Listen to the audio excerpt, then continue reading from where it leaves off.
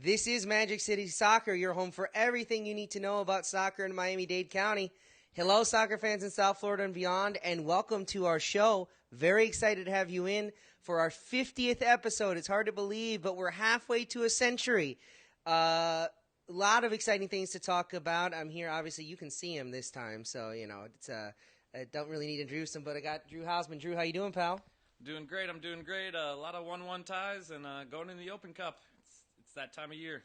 It is indeed. Open Cup, we are quite excited for it. The 50th episode just kind of lines up perfectly. Omar Mubayed, how you doing, buddy? Is that a Minneapolis City jersey? Yes, it is. That works out pretty well. That works out pretty fucking well. Drew has been talking about this Minneapolis jersey for weeks. He's very excited. We're really kind of conflicting in a message here because we've got the U.S. national team, Minneapolis, and, of course, I'm supporting Miami. But well, here's the thing, right? So we've got three different European allegiances, and if you've listened to the show before, you already know this, right? So I'm not walking into the house that we're recording with a United jersey when the person who owns the house happens to be a Liverpool supporter. So imagine, right? I don't want him walking into my house with a fucking Liverpool jersey. So listen, I played it fair. You might as well wear this jersey. No harm, no foul. We're not in the World Cup this year. Maybe we're in that NIT tournament. Yes, the exciting NIT tournament. tournament. The NIT tournament with Italy and Chile and everybody else. But now you see no harm, no foul either. Minneapolis City, which we'll never play because we probably don't make the playoffs. That's another Ooh, we'll get to that in a minute. NPSL, though, NPSL. Got to rep NPSL. My only comment on Europe will be three words, allez, allez, allez. Liverpool into the Champions League final, very exciting for me. That's a big song that everyone... That sounds like it's made with Calypso music. Of course. Kalimbo music. Well, it makes as much sense as Ring of Fire did in 2005. All the songs we have for our European adventures, you have no idea where they come from, and then all of a sudden, everyone on Merseyside is singing it. Ba-ba-ba-ba-ba. It's so fucking annoying, because I'm a United fan, and I can't fucking stand it, but the song is so goddamn catchy. So I managed. The most I've heard you curse ever. Yeah, Omar is clearly upset by the fact that Liverpool advanced to the final. He's on edge. It's Liverpool Real. It's literally, it is probably the worst combination possible. This is the cyanide matchup. Yeah, this is bad. This is bad. I don't want to watch. I would go the other way and Man U and. Yeah, right? Yeah. So it's condolences and commiserations with Drew for Arsenal's elimination. Yeah, from I didn't even think about wearing it over here. Yeah, it just went straight into the trash can after I got home from work. Well, it's if it's any consolation, I was rooting for you, and I guess that's, even though Liverpool did advance yesterday, usually that's the kiss of death. So I apologize if I had any role in it. But Ronaldo hat-trick. Oh, shut up. Salah's going to score 4. Yeah, probably. That's true. So let's move on to matters a little bit more local, and let's talk about the start of the NPSL season for Jacksonville. Let's talk about the continuing of the NPSL season for Miami United and for Miami FC, and let's talk about the loneliest number, which is 1. Miami FC now with a third consecutive 1-1 draw, earning 1 point from its first 3 matches.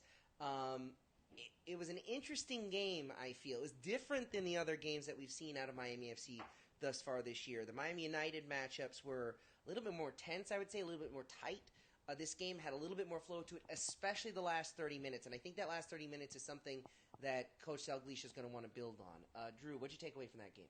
Well, I wasn't at the game, and unfortunately... Oh, yeah, that's right. Yeah, the stream was unavailable for rewatching. Show prep. Yeah, show prep. So I actually was kind of following along on Twitter, but from what I could take away from the Twitter feed is there was some interesting lineup choices. I'll let you guys elaborate on all this. I'll kind of lay the groundwork. Some goals scored each way, but not much more out of it. And outside of that, it was unavailable for me to watch. The coach speak is amazing. We played really hard. The guys did very well. Both teams played hard, my man. Both teams played hard. They played a full 90. It was interesting. I'll go with questionable lineups. Somebody elaborate on that, because I still haven't figured out what exactly happened. I don't know what exactly happened. I covered the game, so it was a little ridiculous to see. At one point, Vincenzo Ranella played right back. Ariel Martinez was a center back. I have no idea what was going on. What I will say, though, is that this is probably still yet not Miami FC's best starting 11. You had Dylan Maris suspended on a red card. You had Tyler Ruthven suspended on that red card. So you still didn't see, their best 11. You don't have their best lineup out. Chris Turpak, is that how you pronounce his last name, Turpak? I went with Turpak. That was the one I went with, but you could be right. Okay. The man with the headband. The man with the headband.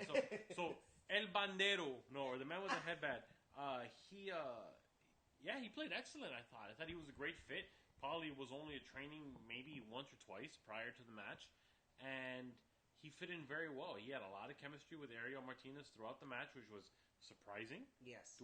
Didn't expect that whatsoever. But, it was a solid game. It was a solid showing against a team that wasn't necessarily scared to play against Miami.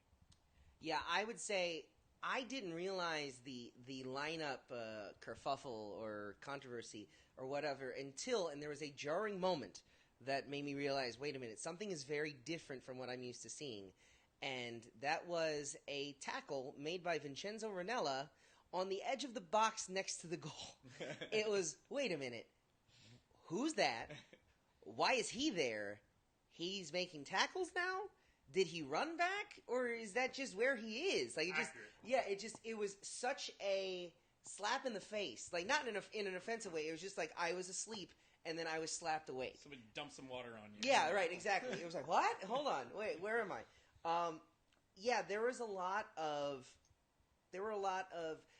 I don't want to get married to the idea of the positioning because obviously Ranella went forward and was in the attack for the game, but there appears to be a decision on the part of Coach Dalglish to not marry these guys to their positions, right. To encourage them to go with the flow of the game, which is a huge departure from what we're accustomed to seeing. Like, it can't be more of a departure than what we saw from Alessandro Nesta, which was 4-4-2, lock it down, play your role, move the ball up the field. What's the thoughts on a back three to get an extra midfielder into the mix? I believe that was a question just asked. Unfortunately, couldn't see the user's name, so I apologize. I don't think Miami FC is capable of playing a back three. And essentially, if you're playing a back three, then you're hoping for two fullbacks or two guys that can play a wing-back position. And I don't know if Miami FC has that right now. Sean Chin's not a natural right back, even though he's filled in there, especially in the last game when Miami FC went a man down. And you have Tyler Pollock on the left-hand side, but is he going to get as far forward as you want him to? Probably not. Maybe Coy Kraft kind of fits that bill, but let's leave theories towards the end of this as we try to recap this game. 26th minute comes around, and Jacksonville is able to strike first on a ball that, if you go to our website and look at the recap, you'll see the video there. If you go on our YouTube, you'll see it as well. Clearly offside. Referee blew the decision completely. Vega makes a hell of a save, and it's actually noteworthy that... yeah, it's the NPSL, right? It's super You noteworthy. wish you had pro refs. You wish. You complained, and look what you got now. Eat shit. No. What was I going to say? Sorry. So, I think this is the first time where Vega allows a goal. Actually, sorry. Vega has only allowed one goal this season. Granted, he's only allowed 3. But he's only allowed one goal this season that has not come off some sort of rebound. First goal of the game, Miami United, he stuffs Privatera, and then our buddy Pelé gets the goal. And then in the third game, he stuffed a header, and then the rebound, clearly offsides, Jacksonville goes ahead and gets the goal to take the lead in the 26th minute. But, this is kind of what you get when you're playing Division 4 soccer and you're under a different umbrella than the pro umbrella. Yeah, that has to be the consolation for Vega and for the team that they've been a little bit hard done. Although, in fairness, I'm sure Miami United would say, well, they were a little bit hard done because perhaps that goal that was scored in the first game shouldn't have counted because the game should have been called. But, again, welcome to 4th Division soccer. I think that kind of addressing the question that came up earlier and kind of addressing what we've seen from the team, the idea of going to a back three, if you do that, you're basically taking off one of your best players in either Mason Trafford or Rhett Bernstein in terms of your most experienced and solid players in kind of that spine that we talk about, unless you're playing one of them out on the wing. And to me, the Miami FC defense hasn't been the problem. No. I think the attack has been the problem. Well, it's been the lack of...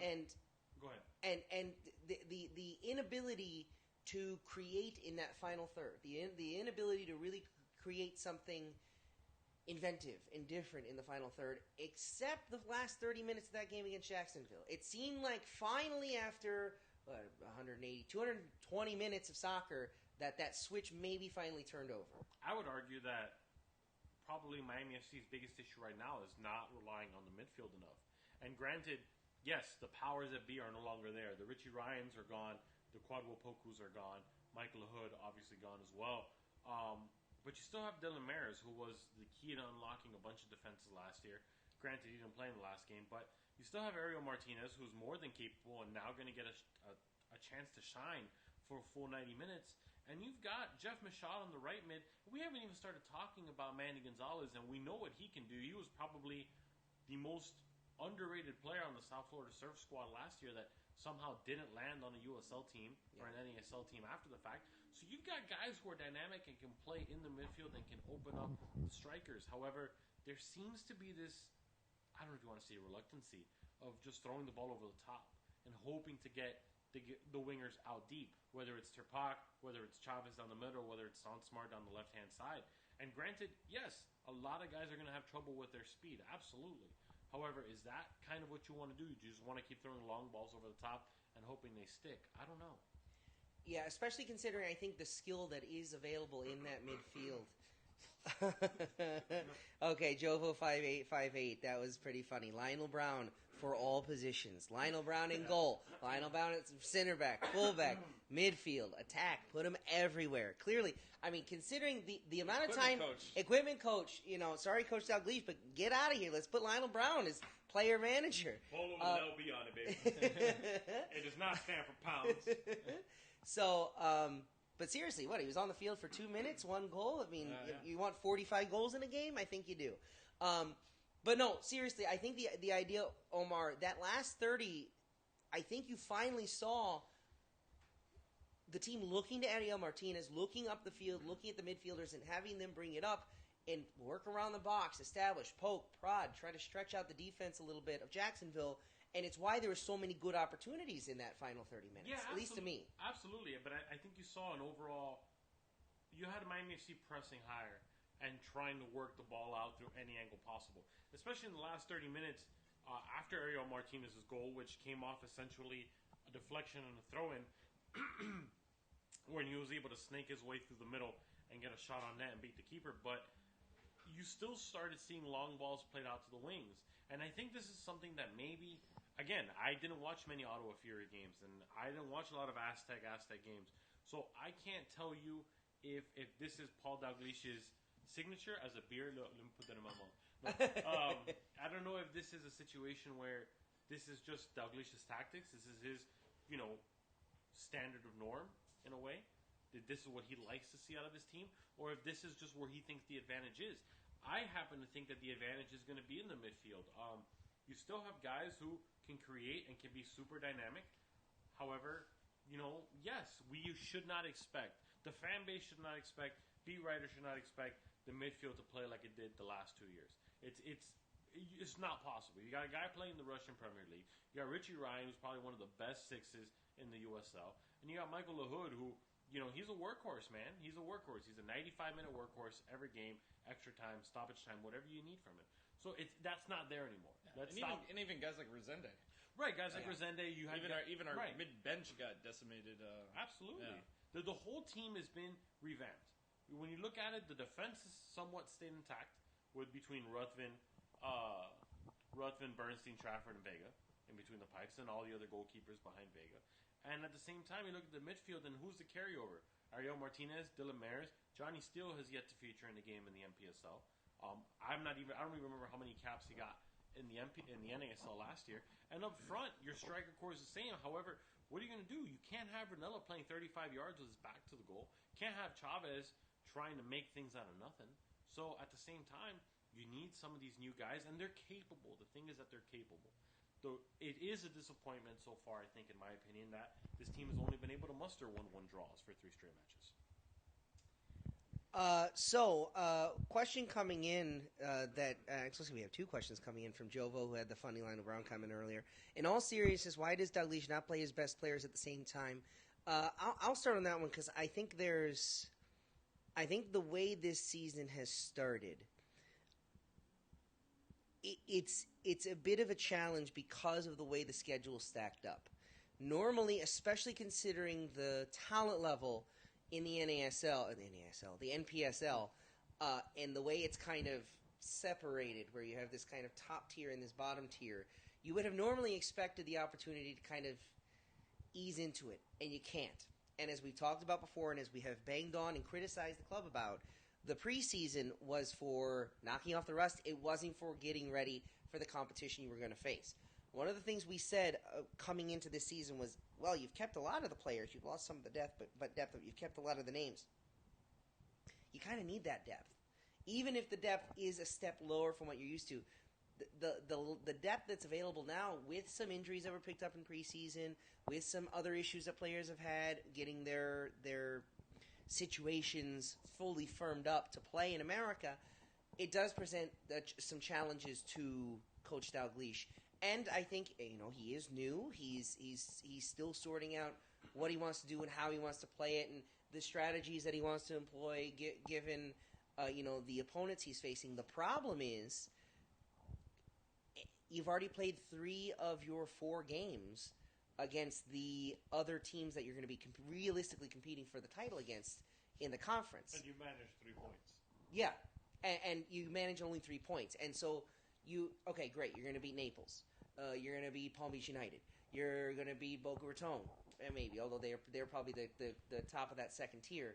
But maybe not. But bottom of the first tier. Right, but going back to that original question with regards to why haven't you played the best players, the truth of the matter is the best players haven't been available. That first game, you only got a couple minutes out of Ranella and Chavez because they were injured. Right. They should not have even appeared in that match, but you needed to get points out right, of you're just trying to salvage it. In the second match, you noticed that Vincenzo Ranella didn't even get the squad. You knew he was nursing something. Ariel, the same thing.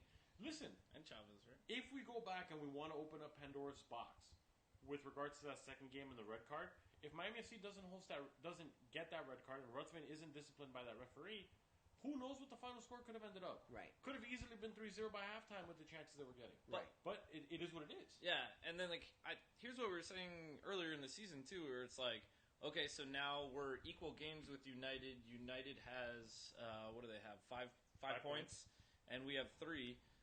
They beat, who was it, Naples? Yes. But then what happens if another scenario like that comes up? Like, we all assume Jacksonville is going to run house on Naples, teams like that, and let's say Jacksonville and United tie a couple times. All it's going to take is one of those Naples games to be another bad red card or just a fluke happening from one of the 3 powerhouses, not finishing top 3, and they haven't put out the playoff seeding this year. Playoff seeding or the Open Cup qualification, but last year the Sunshine Conference only got 1 Open Cup slot. So these 3 top tiers, it's really gonna not come to playing each other. Maybe it will between Jacksonville and United, but if Miami FC really slip up against one of these lower teams, it could be done for them. Well, that's the thing that's so unfortunate about the schedule, is that a lot of, and it sounds crazy because we're only a quarter of the way in, but a lot of Miami FC's realistic schedule for what they're trying to accomplish is already baked in. It's already done. Yeah. And here's the thing. It's a quarter of the way in already. We've had 3 matches. Right, yeah. It's a quarter of the way in and we've had 3 matches. You know what I'm saying? And this is the shortened season. So for us, we're kind of getting into the heyday of the season as we're going to talk about the Open Cup in a little bit, but we look at this match, and you needed the 3 points from it. Yeah, you needed the 3 points from it, and because you would have controlled your fate. Right now, you don't control your fate because you need United and Jacksonville to draw. Yeah. It doesn't matter what the score lines are; you just need them to draw twice. If both teams draw twice, then you're good. You've controlled your own fate again. But until this point, right now, Miami FC doesn't control their own destiny unless you start seeing some upsets happen where United drops a match against Boca or against Beaches or against one of the other clubs. Same thing goes for Jacksonville. That's the thing that's so nervy about it is, yes, you're expected to beat Naples. Yes, you're expected to beat Beaches. Yes, you're expected to handle these other teams. But now you have to. And now you're basically in a cup run where you have to win. You have to get those 3 points. The first game, I understand, visiting, first game under a new coach, managing a draw. They should have been able to play better, but I can take it. Right. The second, road draws. right. The second match, you get an unfortunate red card. I understand that. the third match. You're playing against a former NASL opponent. I understand. In isolation, I understand it. But combined together, you're now in dangerous territory. You're in dangerous territory considering that the NPSL Sunshine Conference might only send 2 teams to the playoffs. Right. And realistically speaking, people are saying 3, but regardless of the playoffs, last year there was only 1 Open Cup slot. And that's more important than the NPSL playoffs. Precisely. All these former hang on a second. NASL teams. All right, if we're operating in a vacuum and we're saying that Miami FC will not return to the ranks of Division 1, 2, or 3 next season, fine. I get that. Yeah. But the truth of the matter is, like, let's call a square here, right? Chances are Miami FC's back in some kind of Division 1, 2, or 3 that has an automatic bid anyway, where Miami FC 2 would then get the secondary bid. I'm hard pressed. Again, I don't want to open the rabbit hole. You're more optimistic than I am. You're more optimistic than I am. But I think if you're going to sit here and say that Rocco Camiso sent him a care package this morning. Have faith in Rocco. But here's the thing: if you don't see Miami FC entering a league, for example, as the USL or Anissa starting up, I see Miami FC folding before having a second season in the NPSL, to be honest with you. I think there's still an extra year buffer period. I don't see NISA happening anytime soon. I honestly think that's a doomed project. Yes. Or it's just going to go unsanctioned and kind of be a fun-for-all project, especially with the USL Division 3 coming in. I think there's going to kind of be this 1, 2, and 3 USSF pyramid coming in. Not to jump down that conspiracy theory too much. I'm going to get off the subject because one of our fans just wants us to talk about Enzo, and I love talking about Enzo. So I'm going to say, did you guys... What a segue. What a pro. Yeah, did you guys see those new jerseys? They're the Miami FC Open Cup jerseys. Yes. The best-looking jersey was on the best-looking player, which was Vincenzo Ranella. And in classic Vincenzo Ranella mode, he had his sleeves rolled, which I think is a class act move. Roll it up. Yeah, he's redefining the way to wear a jersey. It's basically like when baseball players started like retucking back in their socks. Yes. And the stirrups in baseball, it's going that way. So see, look, our fans are happy. I see a bunch of heart eyes emojis. In the case that for 1 second, game ends 1-1. Jacksonville Armada Miami FC tie. On to the new jerseys that were released today. 3 new kits. Vincenzo Ranella releasing or being the model for the teal and orange home kit. Mason Trafford being the model for the navy and teal. Should we just say redesign 2.0 of the initial third kit? I would say so. Yeah, I would say so. They found some in a box and they had to do something with them. Is that what it was? No, they put little like weird pinstriping on them. 3 goalkeeper kits? Oh, there's like 6. Yeah. There's like 6. I mean, let's be honest. Are they just training kits? I was going to say, no. Training polos? I think what it is that Indio Vega is a real clothes horse. And he insisted, I do not want 1 shirt. I need 3 or I get nothing. And I think that's what really happened. That was part of the conditions of keeping him from going to Guarani in Paraguay was that he got to design 6 keeper shirts. I demand design credit. So somebody stole one of my questions there at the bottom. Did they go on discount if we somebody stole that the from me. I would assume so. If we're out in the first round, I think there should be a 25% discount from the team. Heads up to the front office. But no, I have to admit, Achilles, get on it. The home shirt is nice. The home shirt is really nice. I'm going to be. What's that? Oh, I see who it is. All right, Canes fan 3234 asking a hockey question.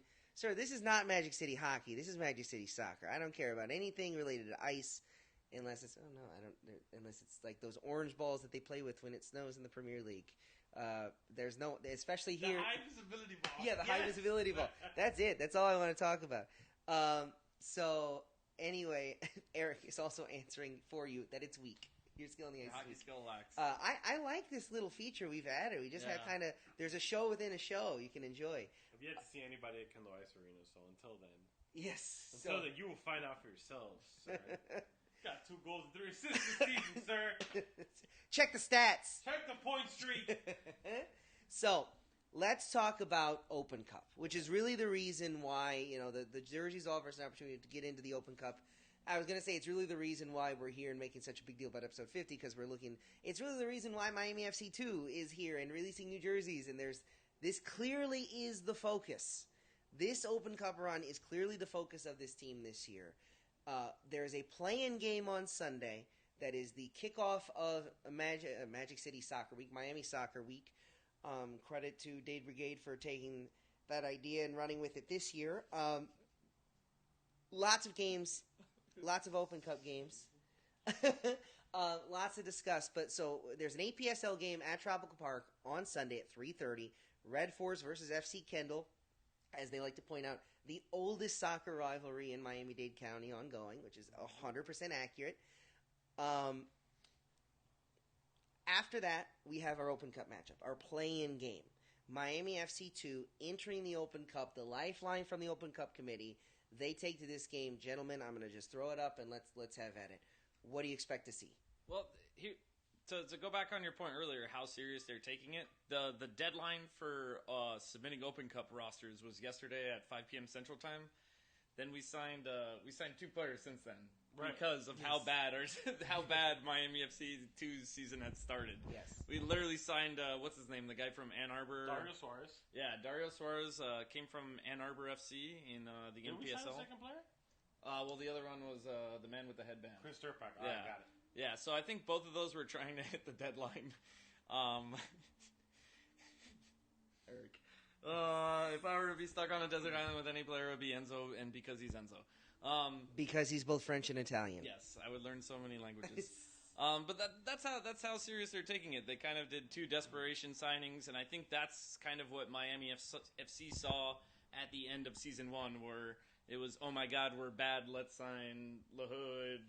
Right. So this is, yes. I think this is version 2.0 and kind of the Hialeah car wash version of it. But we're running with the same method. Let's infuse some money into the team and get this going. But I think this game is going to be interesting. FC Miami City, kind of a questionable roster. We don't know how many players they retained from last year. Wink, wink, wink, wink, wink. Yeah. But they beat. I think we mentioned it before. They beat Boca Raton in the preseason. They drew Miami United 1-1, and then they lost to another. Was it a PDL team or APSL team in another friendly? I think it was a UPSL team. Yeah, it was a UPSL team. So, kind of shady track record. So nobody really knows what to expect. I don't think either side really know what's going on. What I kind of thought was just a little bit too cocky was that Miami FC already started pre-selling tickets to them playing the Red Force, where I'm going 100 miles per hour, but that's just my thing. There's so much to talk about. I got that email today, and I was like, bro, that's so jinxy. That's so jinxy. Well, I'll say this: playing game is Sunday, Tropical Park, admission's free. Definitely no reason not to be there. Yes. FC Miami City's roster, as Drew said, nobody knows what it is. It's a giant question mark. Nobody really knows at all who's going to be on that team. Who's going to play on it. Historically, that team has been, I would say, upper tier youth players from Europe for the most part. Yeah. Guys that may have not signed on at a major club and are working through their respective academies have signed on for FC Miami City and have played in the PDL season there. Not pushovers at all. We're talking about 17 and 19-year-old guys with a lot of technical skill, with European backgrounds. So they've been in and out of academies pretty much their entire lives. There's not many local guys. But at the same time, I kind of look at it and say this. Was FC Miami City's, let's say last year's version of FC Miami City, how would you compare them to last year's version of South Florida Surf? Would you say they were better? Would you say they were worse? To me, the key difference with South Florida Surf is there were so many. It's kind of an unfortunate way to describe it because it makes it sound negative. I don't mean it that way. There were a lot of hired guns. Here's the thing, right? If you consider what's Miami FC? Yeah. Well, it's not even that. If you consider the fact that Miami City has not put out a roster, you got to assume there's going to be a couple ringers on that squad, right? And if the Miami FC of last year was able to best the South Florida Surf, and this Miami City team maybe not be better than that team, that old South Florida Surf team, then you got to assume the arithmetic would say that Miami FC should get past this game. Yes. And if Miami FC gets past this game, listen, no disregard to our friends at FC Red Force, but they should get past that game too, just on paper. Yeah. You know what I'm saying? Granted, now we're saying all this crap, and this game's going to end up 6-0 on Sunday, and Miami FC 2 is going to fold at the end of the NPSL season. I mean, that's very arguably that can happen as well. However, going into this match, you've got to assume that this is going to be a team that's going to punch above its weight class. You cannot sit there and get surprised. This is not the Wilmington Hammerheads of 2 years ago. This is the season. I don't think anybody in the organization looks at the NPSL and is taking it. Granted, they're taking it seriously, but that's not the season. Yeah. The Open Cup is the season, and that's the way they're looking at it. And I think the players need to understand what's to come, especially with this unknown Miami City roster. You took the phrase right out of my mouth. Punching above their weight. I think FC Miami City are a team that takes big old hacks when they play that kind of level of opposition. When they're playing outside of their league, they take big swings, and they're capable of knocking you out, and they're capable of throwing themselves on the floor. It's a whole range. I think the Surf of last year were more, well, literally and figuratively professional. Right. They were going to give you a good game. You knew what was coming, but because you had talent level here and they had talent level here, you should be expected to win. Because of the youth, because of the presumed fitness of FC Miami City, along with the idea that they may be able to bring in a couple of again, ringers, I really think they could put. I think they're more likely. And again, we know Red Force. One of the first things we did for our website was cover their game last year against the Surf. They're great people there, but I think if you were to get them on Truth Serum, they would expect to be clear underdogs to Miami FC too. I don't know if FC Miami City feels like they're going to be clear underdogs. I think they're going to come into that game with a firm belief that they've had an Open Cup spot taken from them because of circumstance, that they've been put in this position because of a draw, that they have everything to play for too. Now, going to the other thing you talked about, what is the commitment level of Miami FC too? And what's interesting about that, you referenced Wilmington, you referenced last year, and you're talking about this year now. Man, has the pendulum swung. Because that game against Wilmington 2 years ago was a joke. Miserable. It was treated as a joke, and we were told by front office and ownership that the focus was going to be on Open Cup because that was the path to the CONCACAF Champions League. That was the way they saw advancement. And then we saw what happened. Yeah. It was a punchline. And it really helped Miami FC develop that reputation of a punchline in the spring season. That the big confident talking and then the pie in the face. Yeah. Last year you saw a change, and they clearly did take it on equal footing with the league, and you saw what the results were. Quarterfinal appearance, knocking off two MLS teams, unqualified success. Now, again, it swung the whole other way. If there's anyone in that front office that's thinking, well, yeah, but we better save some legs for the NPSL. See, we better hold back a little bit. No, because if you drop out of the Open Cup at this level, or really at any of the next two levels, they're all going to laugh at you. They're all going to laugh at you. It's a big problem. Yeah. It's a big problem. And so, while I think FC Miami City can punch up and provide a challenge, I think that Miami FC 2 are going to be ready for the challenge that they're going to face.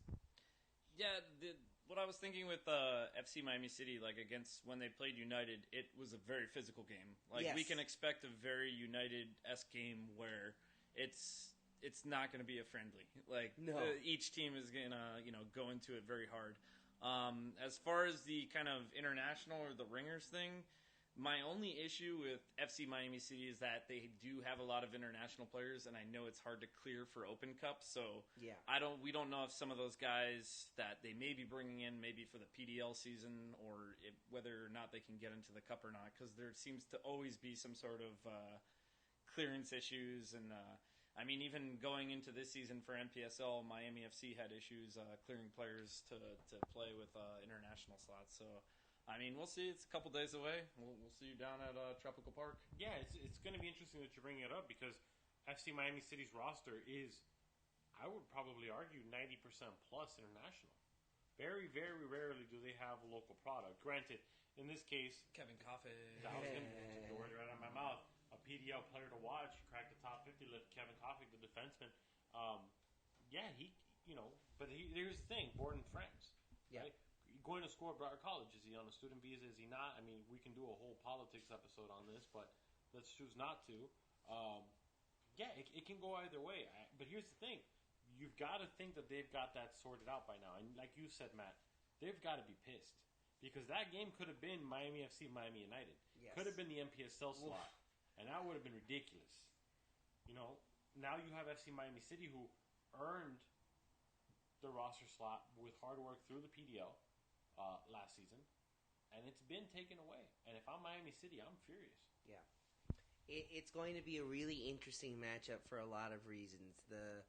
Obviously, it's a Dade derby. It's this kind of play-in controversy that's come to exist that affected FC Miami City negatively. FC Miami F City. Go with City. Yeah, City. That's our new T-shirt. FC Miami F City. It's the FC Miami FC. Thank you very much. There's so much at play before you actually start talking about who the players are going to be, what the strategy is going to be. There's a lot of off the field drama, which has been the calling card of the Miami FC and the Miami FC too the last few years, which is there's as much drama off the field as there is on the field, dealing with the federation and the league. Speaking of that, we kind of tied up our Open Cup knots here, covered everything, because I do want to talk about the proposal that was made to the federation. Well, here's the thing. Let's also. I think we should cut to a quick word from our sponsor. Oh, yes, that's right. Let's do that. Okay, hold on. Omar, how about you tie up your end on Open Cup, and then we'll do that. Oh, we have sponsors. Look at that. Yeah. All right, so keep in mind this is the playing game. Next Wednesday, we're probably not going to be able to dish out a podcast before then. So if Miami FC were to win, they would play Red Force, and that game will be played at FIU Soccer Stadium. Yes. Hosted by Miami FC. If FC Miami City were to win, the game will be played at Tropical Park versus Red Force as well. Miami United will take on FC Kendall at Ted Hendricks Stadium at Mylander Park. Yes. So that game will be played in Hialeah next Wednesday as well. Yes. The two winners of the round 1 games will play each other in a round 2 match. I don't know if the host has been decided as of yet. I think maybe Miami FC got the nod on that. I think they did. I'm not 100% sure. No word yet on round 3, but you would assume it would come out right after round 2 is over. Yes. I think whoever hosts it's going to depend on attendance. If Miami FC keeps advancing, I think they're going to look at their numbers at FIU Soccer Field, because it's not like it's at Ricardo. So Yeah, I think that might come down to attendance, where they might be like, you know what, like. Well, here's the thing, though. I think it's based on a coin flip, which has got to be the weirdest thing in all sports. But you can reject it too. You can reject True. it, but do you see Miami FC rejecting it? I don't think they do. I think it's I think that if they're playing a local team, they're just gonna want to have the comfort of being able to be at home. And if they advance to get to play, Tampa Bay or one of those other teams, they're going to want that home field advantage, because, like we've been talking about, this Open Cup run is so important. They're not going to want to do it on the cheap. Yeah. I just wanted Cobb, and then I wanted Ted Hendricks because I like those stadiums more. So. FIU Soccer Stadium is if you've not been to FIU Soccer Stadium, I actually went to my first ever Open Cup game I went to live. It was, I think, in 2013. It was the Ocala Stampede versus Red Force, and it was at that stadium. And it's a touch bigger than Cobb Stadium and a touch smaller than Ted Hendricks. It's a pretty nice venue. Again, it's equivalent, I would say, to like a high school field. It is. But it's a pretty nice spot for a game like that. And then as you proceed further into the tournament, hopefully, maybe, if you get an MLS team down here again, getting way ahead of myself, you wind up going back into Ricardo Silva. I do want to say, Afro Andy, who's with us, when are we going to get a Flanagan-sponsored kit? There are a lot of people... Oh, what's up, Andy? Andy's my man, a.k.a. Press Pass. You know Andy. There were a lot of people who really liked the fact that there were no sponsorship on the kit this year. I like it, too, because I think it's a clean look. However, Flanagan's, I would have to reconsider. I would take... If you were to put just Big Daddy right here, that's it? Are you kidding me? You know how many of those you would sell? Listen up. Achilles, get on it. Let's go. We need the green, though. We need the green. Yes. Yeah. Okay, we're going to workshop this, okay? We're going to workshop this, and we're going to come back with some markups. There are lots of people on Twitter who love to make up fake jerseys of teams that aren't actually playing. We're going to come up with one that actually would play. So let's talk about our sponsor. Now, if you're listening to us on the actual podcast, do you have it? No. Sorry, hold on. No, you got to. Thank you. I don't know. I thought Matt's wife was burning something. Our and producer could be having a stroke, and then our she Yeah, showed right? me the time. Yeah. Our producer behind the glass Okay.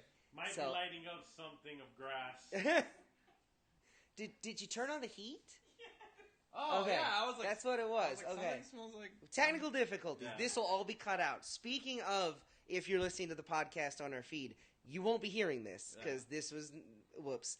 We'll but jam also, this out with our yes, advertiser. but also you're going to hear an actual ad for Groundhopper.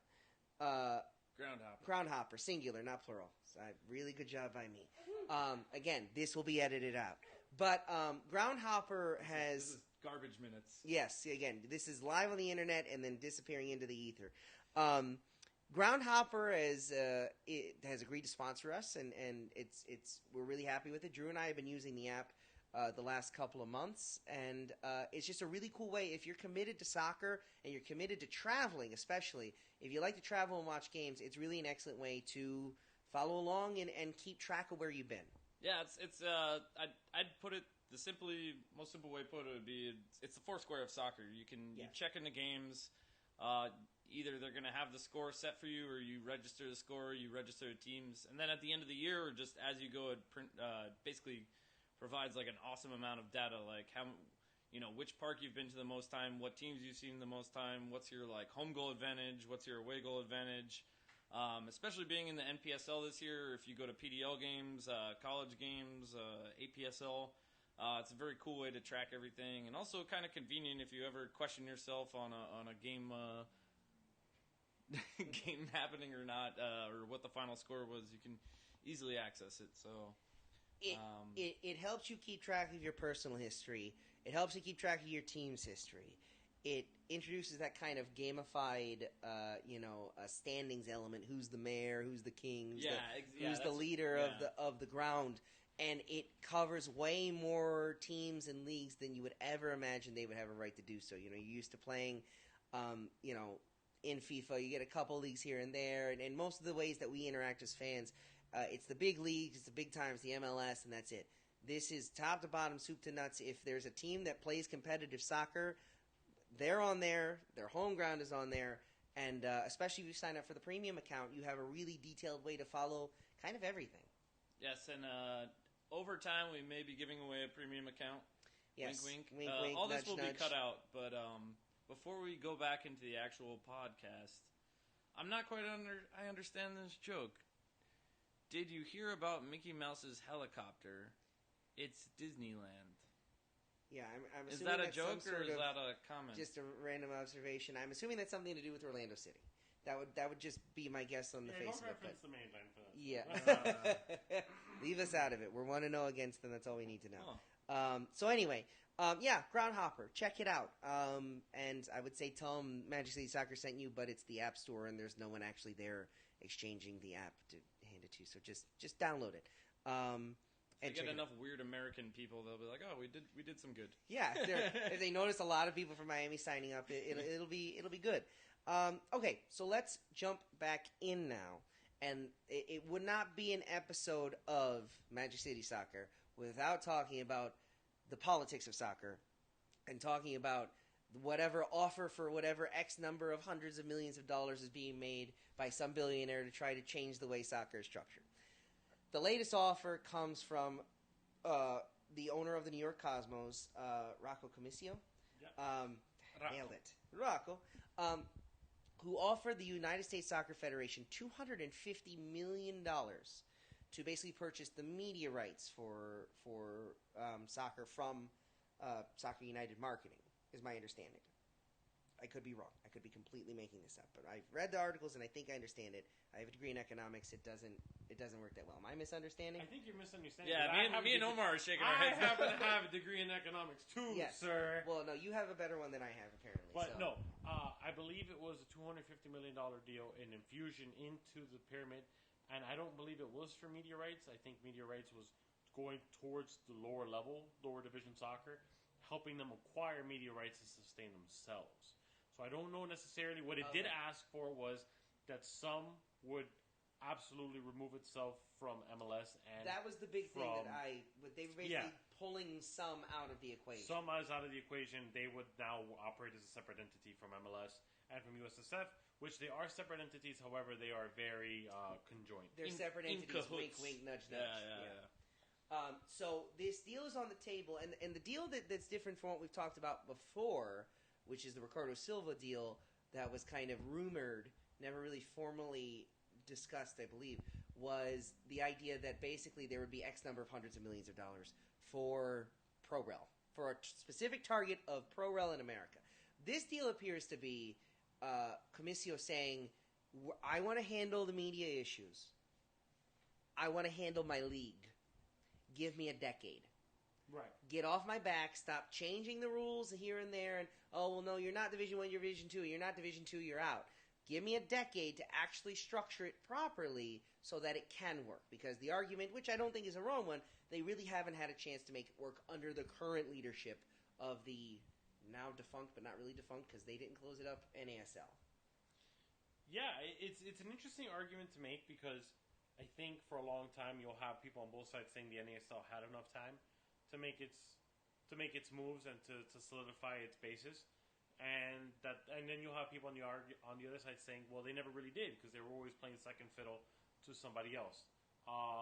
So I think you kind of have this weird issue where, at the end of the day, the biggest problem that you have is the messenger, because the messenger here is tainted for a certain group of fan bases, and people may love him, others may hate him. So you kind of have this weird situation where people are looking at the message and saying, oh, since Comiso's saying it, it doesn't hold water. However, it kind of does. Yeah. The biggest issue here is, if you look back at Ricardo Silva's, what was it, $4 billion? I think it was 4 or 5, yeah. $4 or $5 billion deal with the inclusion of, or the implementation of Pro-Rel immediately after that deal was made.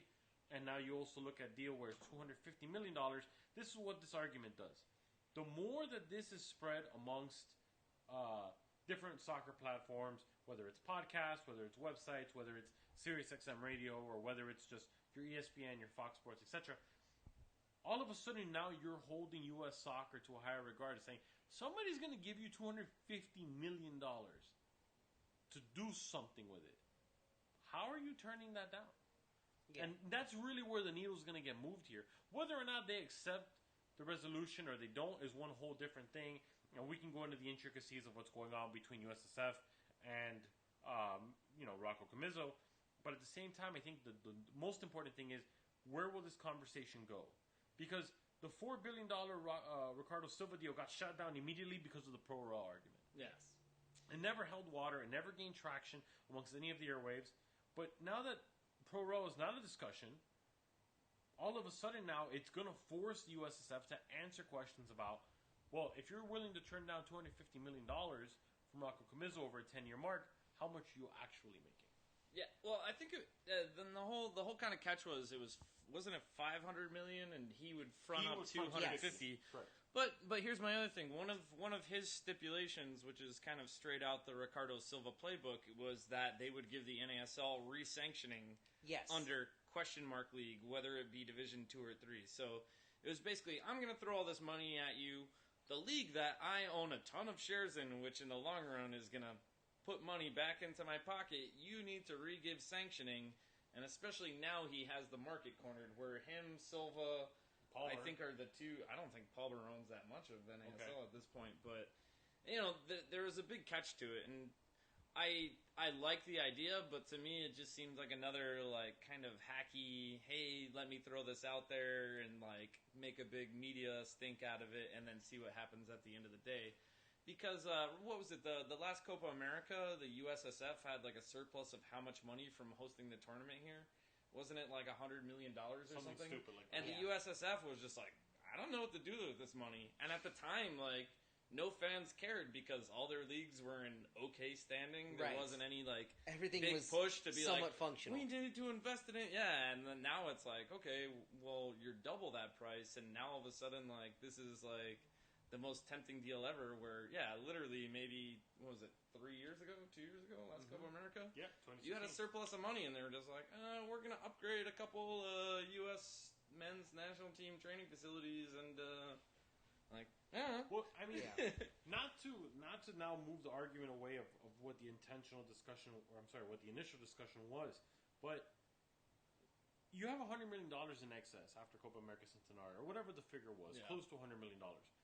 How did that money not trickle down into the second and third divisions to not only have better facilities, but also pay the players a better wage, get them the insurance coverage that SOC takes as exposed that doesn't exist, and all of these other things. So if you have $100 million sitting around, And you're looking at guys leaving, retiring, in the case of Hunter Freeman, who's now out of retirement, because he would be taking a massive pay cut to go to the USL as compared to the NASL. Why don't these guys get paid a wage that's standard of a second division soccer player? Because you got to remember, yes, in the United States we have this aspect of if it's not top flight, if it's not major league, it's minor league, right? Yeah. But that's not the case in soccer. The world doesn't work that way. Right. Division 2 is still professional soccer. Division 3 in most countries is still professional soccer. Once you get to Division 4 or 5, maybe you start muddying the waters just a little bit. But in most cases, it's still professional soccer. Yeah. That's ultimately. I'm sorry for interrupting, but I think that's the root of all of this is the 20-year struggle that the U.S. Soccer Federation, when dealing with its clubs, the struggle of, are we running an American league or are we running a world league? And there are 100 different examples of the conflict appearing here and there. But the fact that the NASL, as a league itself, refused to treat itself like a minor league, sometimes to its detriment. But the fact that it refused to treat itself like a minor league was the greatest amount of pressure that the U.S. Soccer Federation had to stop treating its club system as a minor league outside of MLS. And there's no evidence that Don Garber or anyone associated with American soccer wants to change anything outside of that status quo. So it could be $500 million, it could be $1 billion. It appears that, I mean, everyone has a price apparently, but I think whatever the price is going to be, it may be even too rich for Silva and Comicio. Yeah, I mean, it's definitely possible. When you start looking at the expansion fees of MLS and new owners coming in paying $150 million, $200 million, Lord knows what it's going to get to.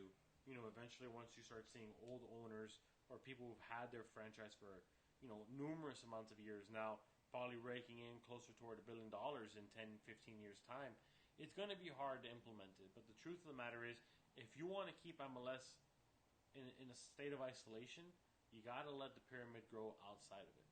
Because eventually, you're going to see FIFA come in and, you know, either A, want a piece of the pie, or B, force the standards that are in their rule book and in their handbook of play. So, you know, I'm not a pro-rail zealot. I could do with or without it. I would love to see it implemented, but at the same time, listen, I'm the first one that understands. If I'm putting $200 million into a team for the top flight, and somehow I get relegated, and now my team is worth $5 million, I don't want any part of that. Yeah.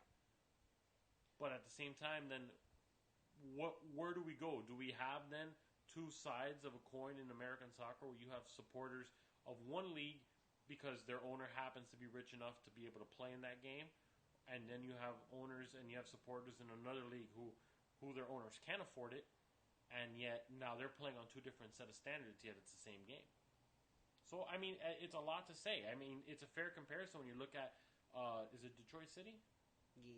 You look at Detroit City, who started from the ground levels, and they're raking in 8,000 to 10,000 people at their games. NPSL. In the NPSL, you have teams like Chattanooga that, you know, the funding's not there. $150 million doesn't grow on trees. Yeah. Look at the owners who are involved with the MLS. They're guys who own other professional sports ventures and have, you know, for lack of better words, are old money. It's a risky investment for them. Yeah, it's like, a it's a risky sport. investment. I like it. You know? Yeah. But then you also look at it and say, what does the fan base really want? Because soccer in Atlanta hadn't worked for 30 years. And all of a sudden, Atlanta United is selling out 60,000-seat Mercedes-Benz Stadium. I would give them 3 years also, though, because Orlando is doing the same thing, and Orlando just... Sorry, I know you're an Orlando fan, but Orlando's just sucked since they've came into play, and now their attendance... They're still doing great numbers in comparison to the rest of the MLS, but kind of when they came in, it was like, oh my God, soccer frenzy. The same thing's going to happen here. When MLS Miami ever gets on 100%. the ground, season tickets are going to sell out. I think it's going to happen quicker than that. Yeah, it's going to be the first 4 games, right. and then season tickets are going to sell out in a matter of days. Yeah. And then it's going to be impossible to get into a match, and that honeymoon stage is going to last the same 2 or 3 years. But look at Seattle. Seattle was a team that won their first MLS Cup. Maybe not always got in the MLS playoffs. However, they were always filling CenturyLink, 40,000 strong. Yeah. You know, same thing with the Portland Timbers. You could debate and look at LA Galaxy. Granted, their attendance hasn't been great throughout the years, but even in the years of the LA Galaxy haven't been fantastic. They're still putting in 15,000, 12,000 people. Could they have done the same in the NASL? Could they do the same in the USL or the NPSL? No, because I think, you know, for lack of better words, and not to infuriate people left and right, but do American sports fans want to support something that's not considered major league based off the definition of how we know U.S. sports? And the answer is I don't think they do. Yeah. Part of the other thing with this Camiso money infusion was that one of the issues he brought up to where this seems like his end game was NASL 3.0 was that I think there was a stipulation where you could have an owner with multiple teams, which was, I think, not allowed in which was not allowed in NASL. Right. Although I think Traffic at one point owned the Strikers and North Carolina. Yes. But I'm not sure. But basically, what he was saying is that, and I think this was the original plan when the NASL got all those LOIs. Whereas I think him and maybe Silva are going to float lower teams, bring them up, give them the funding, kind of bring them up. And then I think he had a plan set where it's like, okay, then like the smaller owners can buy back the shares or whatever. Right. Which is an interesting concept, but this is also something that as NASL fans we expected to maybe happen at the end of last year, and now is just being put on paper in kind of a weirder format. So, well, it's such an NASL thing to like, you could start to see the blocks starting to be laid, and then just kick them right out from under everything. You could see, okay, you're going to start having actual West Coast teams. You're going to start having, and then nope, never mind. We're going to pull out. Yes, maybe they don't have the funds with it, but maybe some of the other owners will throw them some extra cash to like bring them up so we can meet the standards and. Yes. So, good kick on that. Yeah, no, right into the camera. Yes. So it's a 3D podcast. It's just it's hard to see why MLS and U.S. Soccer would really take any of these deals. I mean, in a world without all the BS that we know about with this issue, sure, it's $500 million. But they seem to have drawn their line in the sand, and I don't think they plan on budging. Well, here's the thing. I think one thing that we don't. I'm gonna pass this off really quick so I can keep on talking. Hey, look at that! And take over. Two-man show. Hey, while you're up, can you get me a beer?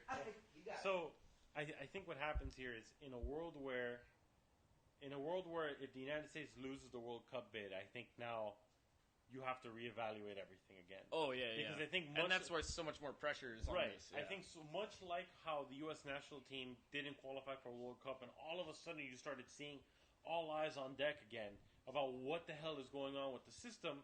I think there's a good chance where, and I think maybe Matt agrees with me, if for some reason the U.S. loses the World Cup bid to Morocco, I think you start seeing now a whole other set of eyes come into the equation and say to yourself, why is this going on? It doesn't make sense to me how the U.S. could lose a World Cup bid.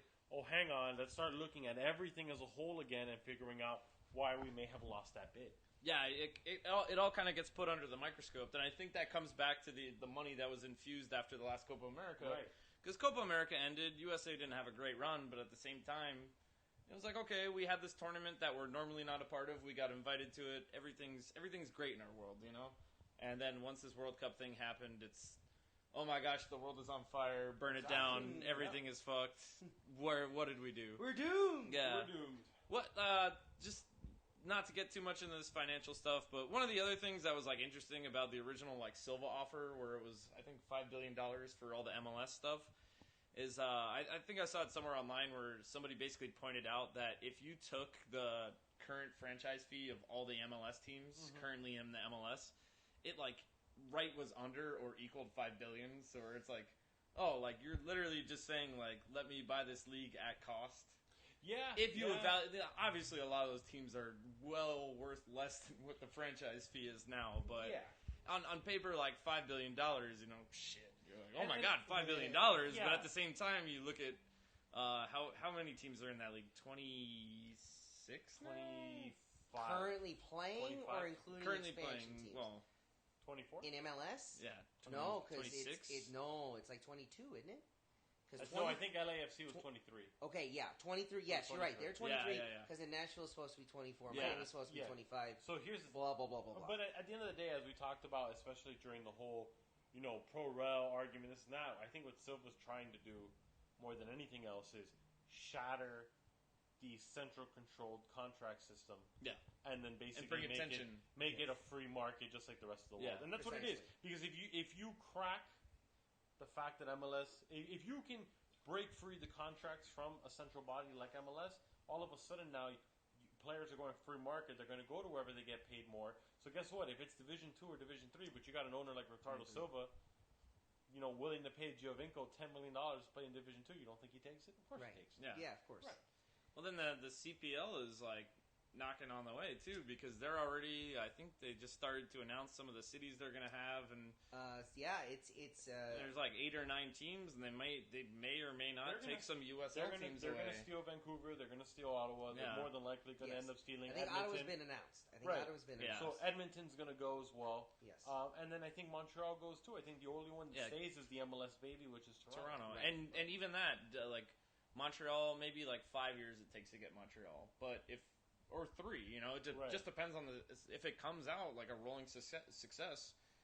Listen, and I don't know if they can actually take the teams because it's MLS, so they might be like, hey, we own Montreal Impact, so they might have to be the Montreal frickin' Bounty Men or something. But listen, if all else fails, we just moved to Vancouver.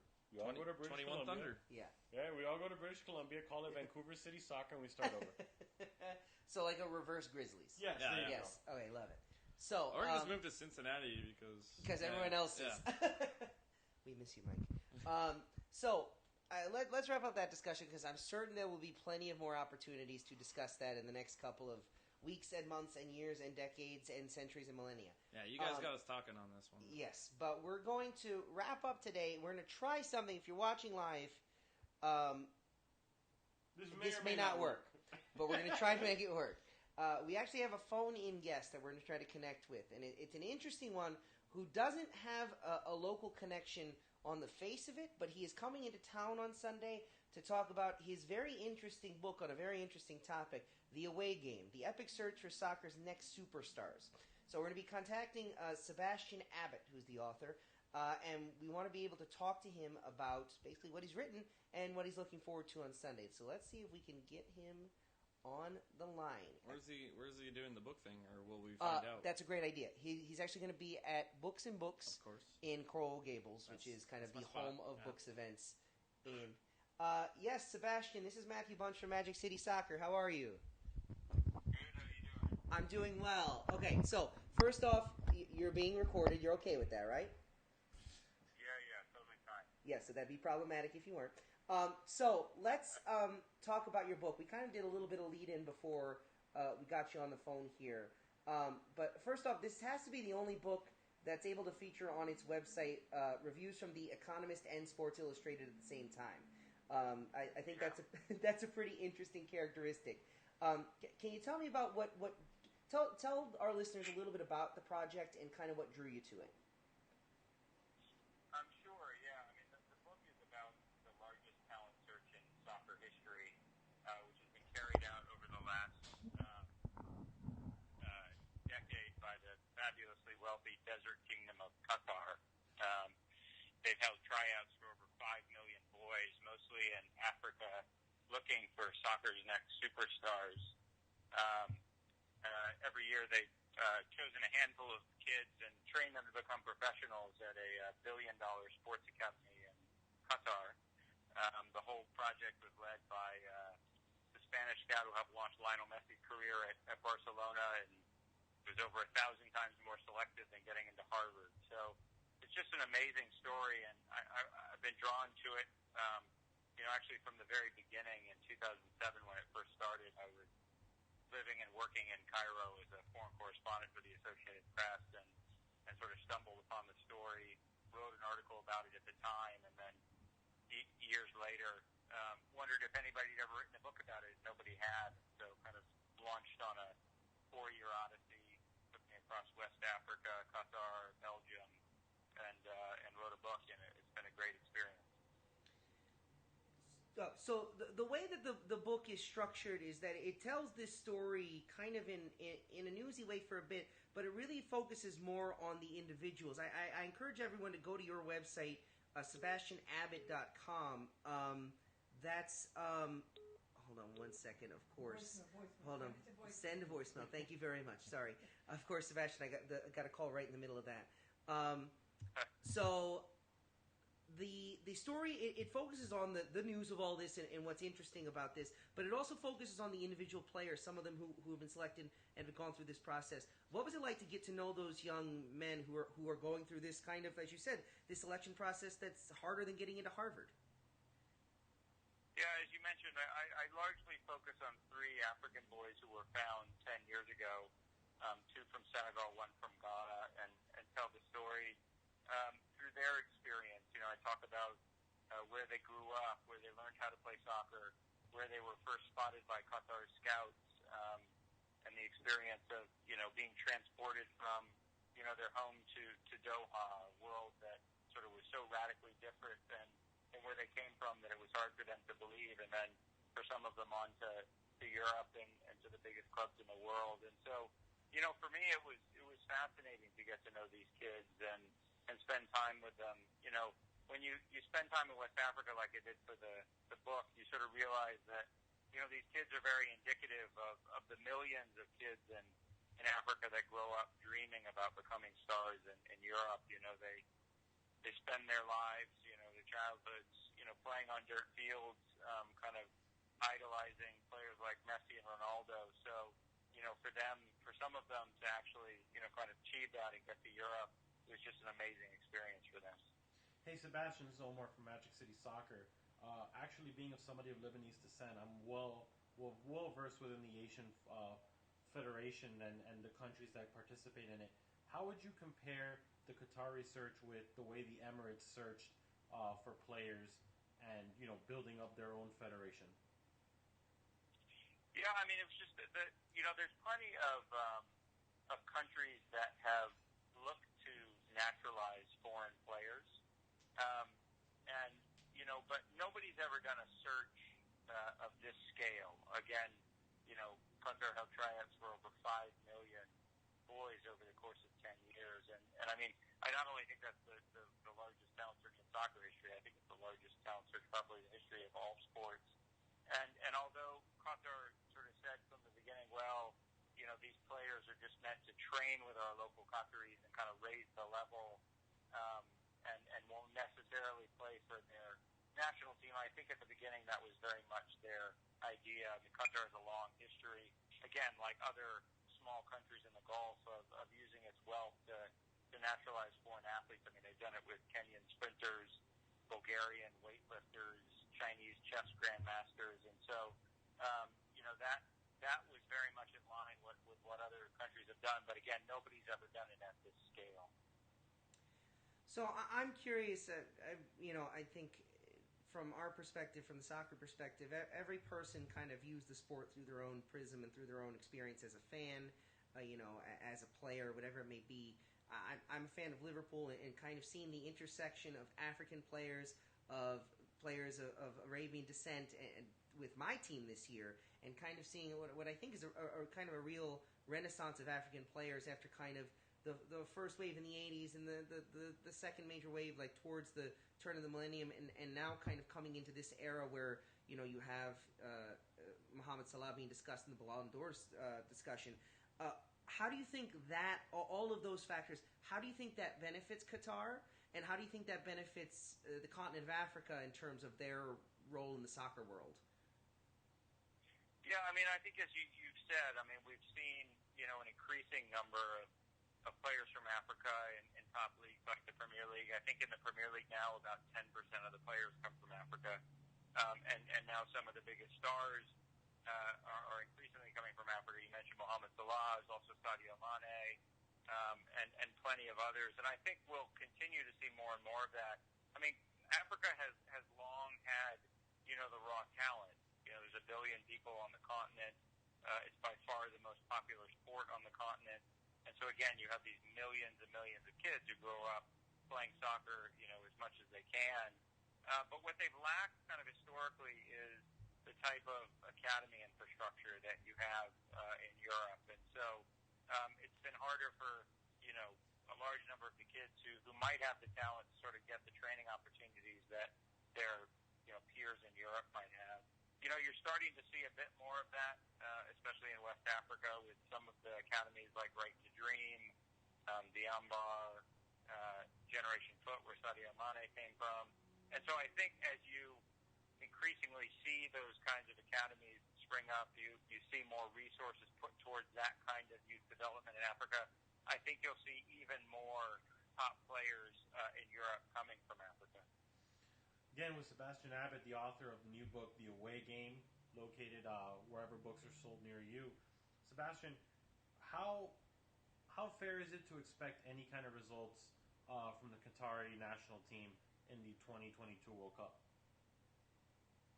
Well, I think, obviously Qatar didn't qualify for the 2018 World Cup in Russia, and so, they're going to debut at their own World Cup, which is something that's never happened before. And, it'll be interesting to see the makeup of their team then. Their team currently has plenty of African and South American players on it. None of the players from the program I write about have actually been naturalized and played for Qatar's national team. And I think that's sort of the product of two different factors. One is, at the beginning of the program, they got a lot of blowback, especially from people in Africa, who kind of viewed this talent search as, in a way, kind of a form of neo-colonialism, of, a rich country coming to Africa and sort of exploiting the natural resources of a bunch much poorer countries. And so there was a lot of criticism about that, and so Qatar kind of backed off and said, well, we're not necessarily going to naturalize these players. And then FIFA, made it more difficult to naturalize young players. They tightened the rules.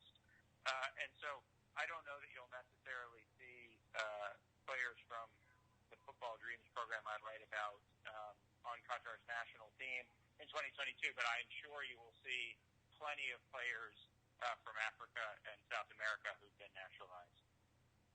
Interesting. So, again, the book is The Away Game, The Epic Search for Soccer's Next Superstars. Sebastian, you have an event coming up down here in Dade County. You'll be flying south over the weekend. And it's kind of a unique, kind of fun event for Books and Books. Books and Books, of course, is the home of pretty much any book-related event in Miami-Dade County. Can you tell us about what you have planned for Sunday? Yeah, it's going to be a lot of fun.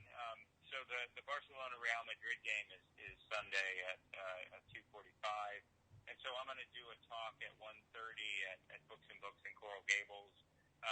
And then afterwards, the bookstore is actually going to show the Barcelona-Real Madrid game, and then I'll provide some commentary at halftime. So I think it's going to be a really fun event. Folks who come will get to learn about, this epic worldwide search for the next Messi, and then they'll get to watch the real one in action as he takes on Real Madrid. So I'm really looking forward to it. I think it'll be a fun event, and I encourage people to come. We've been talking about Miami Soccer Week. There's a lot of soccer going on down here in Miami-Dade County the next week because of the start of the U.S. Open Cup. I think this is a great pre-game show. I think it's a great way to get excited for all the soccer down here domestically by taking a look around the world, not only to the big clubs of Barcelona and Real Madrid, but also to the continent of Africa and where maybe the next superstar will come from. Sebastian Abbot, again, the author of The Away Game. Check out his website, Sebastian Abbot. That's Abbot with 1T.com. Sebastian, thank you so much for your time. Good luck with the continued selling of the book, and welcome to Miami-Dade County. Thanks very much. I definitely look forward to the trip, and I definitely encourage listeners to check out the book. It was an amazing experience to research and write it. It's a really fascinating story, and so I hope they enjoy it. I bet they will. I'm looking forward to getting through the whole thing myself. Sebastian, thank you again. You have a good night now, sir. Thanks, you too. Sebastian Abbot there with his discussion of the book. I think I've got something to read over the summer break. I'm looking forward to it. Some good beach reading for a soccer fan. So Books and Books then. And Books and Books on Sunday. Yes. Then, Books and Books then at we're 1. going to do Red Force FC Canada At 3:30. And then we're going to do Open Cup match? At 7. Yes. So get your calendar in order. There's so much going on down here for Socks my... up. Yes. Get ready for it. Yes, have a hearty breakfast Sunday. Get a good night's sleep Saturday night. Kiss your wife goodbye. Because it's going to be a sprint. Gentlemen, I think it's time for us to wrap up our 50th episode. I believe it's 50 episodes. How the hell did we get here? It's been 2 years and we're doing 50 episodes. What?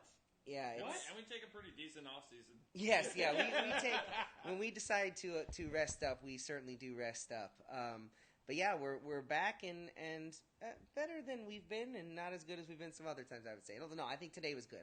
I still think back to episode 20. Someone mentioned earlier, what's been your favorite episode? I can tell you my least favorite episode. That was episode 20. That was the one that we all hated when it was done. We were like, oh my God, what did we do? I think that was my favorite one when it was done. We cut each other off continuously. It's sneaky the best episode. But, man, it was, I can't imagine. If you listen to that episode, you're still listening today, because if you stuck with us through that one, you've got to be with us through what has to be better, because anything would be better. So, yeah, let's wrap it up. Liverpool still sucks. Someone jumps in, Liverpool still sucks. That's perfectly fine. Agreed. I'll be happy being the suckiest team to ever win the European Cup. I can live with that, Jovo. I will do the, if you guys aren't playing the U.S. Open Cup, pick them on Reddit. Please do so. Yes. My buddy Will's throwing that on. We also got them a premium account at Groundhopper. So if you guys don't feel like you can ask us a decent enough question for us to put on air, we haven't announced our contest yet, but they'll be giving that away for the winner. I joined this year. I'm bringing my talents to our NPSL. I believe I'm the only player thus far. I guess make that 2 for our NPSL, because wherever Drew goes, I guess I'm going to follow. Oh, well, we were like top players last year. Top 25. Yeah, top 25. Hey, that's right, Pendleton. Yeah. Huh? Fat Deuce? That's right. That's right. You were on the second page. Calling you out. Second page. Take your talents to USL. I don't give a damn. So join that up. You can play for any forum, but probably the easiest way if you're a Miami FC fan is just to play for our NPSL, and then we can kind of start our own trash talking thread. But the cutoff for the first round, I believe, is Sunday May 6th. Yeah. And you've got to pick all the round 1 games, including the playing games. So, guys, again, go to the Reddit US Open Cup Pick'em. I believe it's stylized USOC Pick'em. We'll put a link out on our Twitter account so that we can have that out for you. Makes your life a lot easier. It's fun. Especially, it's a lot of fun. Especially when or if your team gets knocked out, it gives you a little kind of extra encouragement to watch a tournament. Absolutely. Yes. And it's probably the greatest tournament in American sports. So It that's is a bit of an exaggeration, but I'll go with it. You'll live with it. WJ Morris 3 there in the chat. If you're watching along, he just posted the link. So go back into the chat, and you can actually runs just. it, and I'm sorry because he probably listened to this whole thing waiting for me to drop that. So I appreciate you listening to the whole thing. All our shenanigans just for that part. We'll be sure to mention that on our Twitter feed so that many more eyes can get a look at it. Should we just start an R Magic City Soccer and just run it for ourselves and see? I mean, should we just do that? Should we just play under that bandana? Are you suggesting we leave the current structure of competition and create our own league? Oh, shocker. No. It'd be so Miami, wouldn't it? I don't have the... Robert Palmer, give us a call. We have some ideas. Yeah, Division Pick'em 0. All right, we're done. Wrap it up. We are officially done. No, we're just joking. Yes. So, he's Drew Hausman. Drew, good talking to you, pal. We don't actually have to do this because we're just sitting next to each other. Good talking to you. I'm immediately leaving your house. Yes, I know. He's literally got the door is open and one foot is outside of it. So he's been Drew Hausman. He's been Omar Mubayed. I've been Matthew Bunch. This has been a live edition of Magic City Soccer. And so until next time, go Miami FC, go FC Miami City, go Miami United, go Red Force. And Kendall in the house. FC Kendall in the league. Let's go all those teams, all of them that get a good result, and go Miami Soccer. Made in Miami.